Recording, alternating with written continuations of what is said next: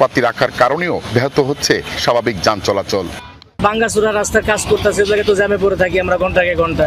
নবীনগর থেকে এই যে বাইবেল রপ্তানি পর্যন্ত আমাদের খুব ভোগান্তি হয়। আশুলিয়া টু আব্দুল্লাপুরের কাজ চলতেছে, সারা রুট সিঙ্গেল রুট, এই কারণে আপনার প্রচুর জাম থাকবে রুটের ভিতর।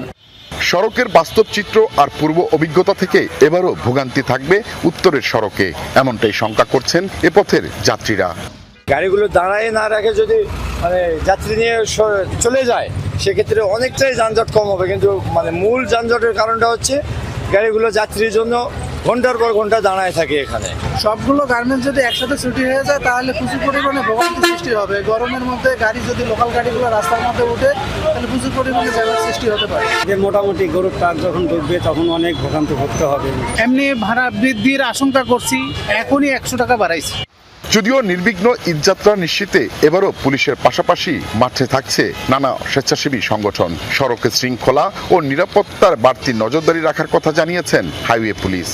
এই এলিভেটেড এক্সপ্রেসের কারণে যে জায়গায় 4 লেন ছিল সেই জায়গায় 2 লেন হয়ে গেছে। ঈদকে কেন্দ্র করে আমরা ঈদের পরবর্তী সময় পর্যন্ত আমরা এই রোডঘাটে যেখানেই যানজট থাকবে তখন সেখানেই আমাদের ভলেন্টিয়ার থাকবে। ঈদ উপলক্ষে যেহেতু অতিরিক্ত একটা চাপ যে পশুবাহী যানবাহন চলাচল করবে, এই জন্য আমাদেরও সেইভাবে আরও